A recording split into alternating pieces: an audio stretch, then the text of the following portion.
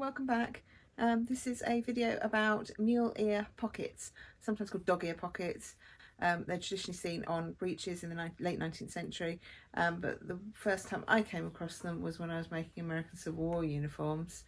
Not during the American Civil War, obviously, but I was making them for reenactors. So mule ear pockets, I'm going to show you what they look like and then how to do them. Dead easy. This is a pair of trousers that I've made.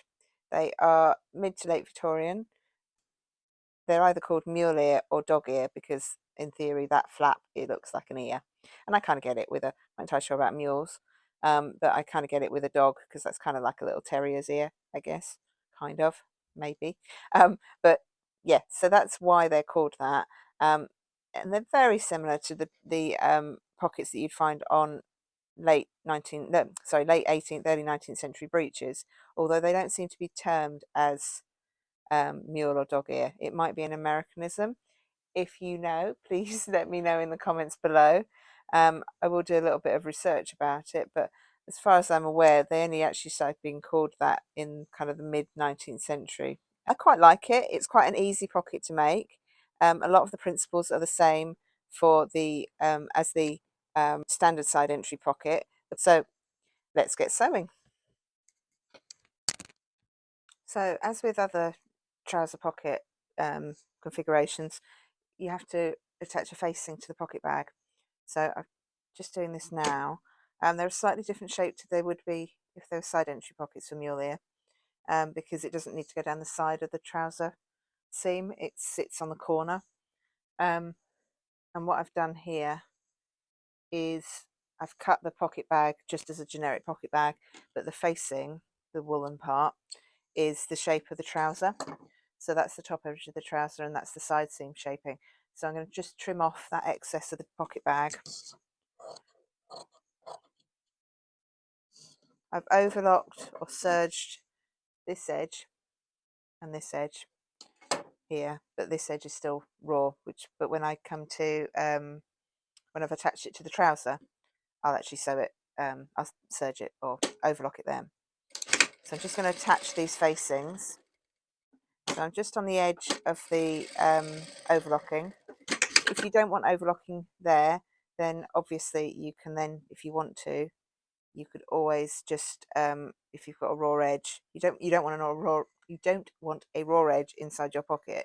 So if you're not going to use overlocking, then I would at least suggest that you turn that under and then just top stitch it. Okay, so we attach that facing to the pocket bag, and then I'm just going to do the same on the other one. It's always a good idea, particularly with trousers, when you're doing two sides of a garment, you do both bits at the same time. So rather than just showing you how to do one, I'm going to go through the process of doing both of the pockets, one on either side of the body. It's exactly the same principle. You just start at a different point because you're working around the body a different way, which is quite normal. So sew that on. Obviously I'm not using pins, but pin these in place if you need to. If you want to use 5 pins or 50 pins, I really don't mind. It's whatever you're happy with. Even if if you feel even safer tacking something on, tack it on. It's entirely up to you.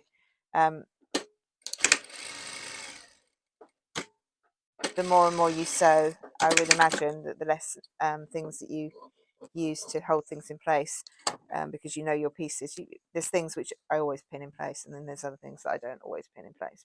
So that's my 2 pocket bags ready. So this is the right side of will be my right side wearing, so this would go on my right leg, and this is the right side of it. I've overlocked round the centre front and down the inseam and the hem, but this side seam is still raw edge. Okay, and as you can see, it's the same shape as those facings that I was talking about just now.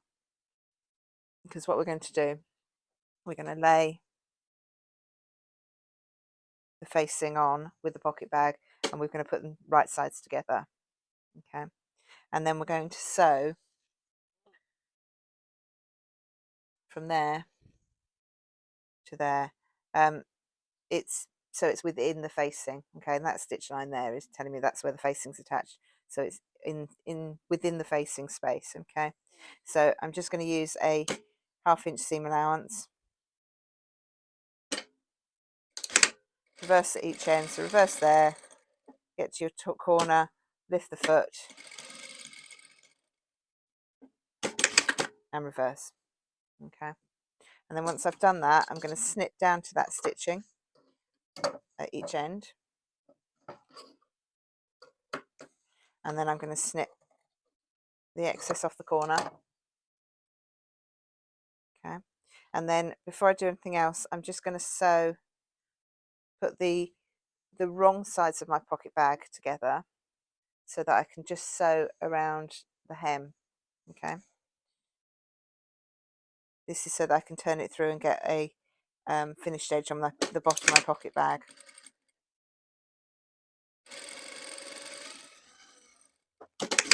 So I'm creating a kind of a French seam. So I'm machining here, and then I'm going to turn it through.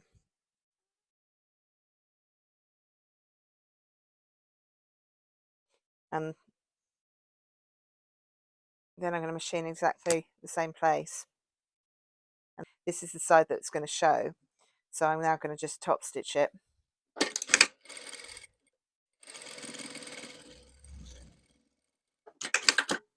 And that gives me a really strong finish to the bottom of my pocket bag, because I've got 2 rows of machine stitching, and this one is secondary, so that if the first one goes, there's always a second one. They're not on top of each other as such. And it gives me a nice neat finish on the inside of my trousers. And then what I can do now is I can push that corner, you know, where we snipped here, we sewed this section, and push that through, and that creates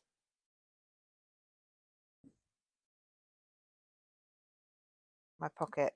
I'm going to go and press it in a second, but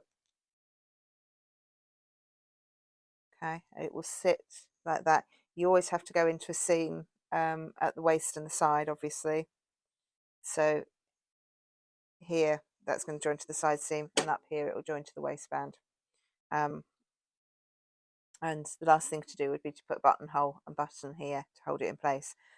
So I'm just going to go through that again, but with the other side. So that was my right side wearing, and I'm just going to do the same with the left side wearing.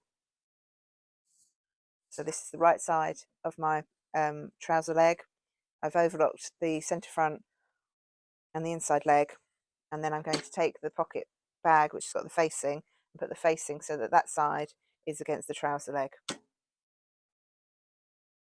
And then I'm going to machine. You can measure these if you want to. I'm just eyeballing it, but you can machine. Put your 2 pins in, and then you're going to use whatever your seam allowance is. I'm using 1/2 inch, but if you're using centimetres, then use centimetres. So whatever your seam allowance is on the side seam and the top edge of your trouser.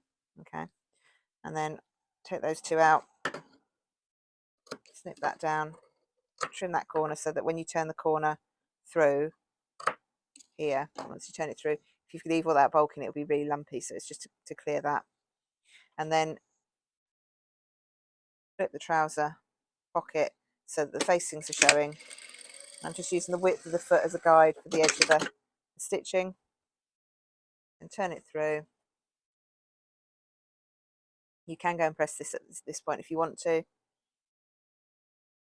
I just try and get it as flat as possible. But you find if you put your finger or thumb inside, you should be able to push that seam clean. And then you just top stitch like that, and then turn the top corner of your pocket bag through.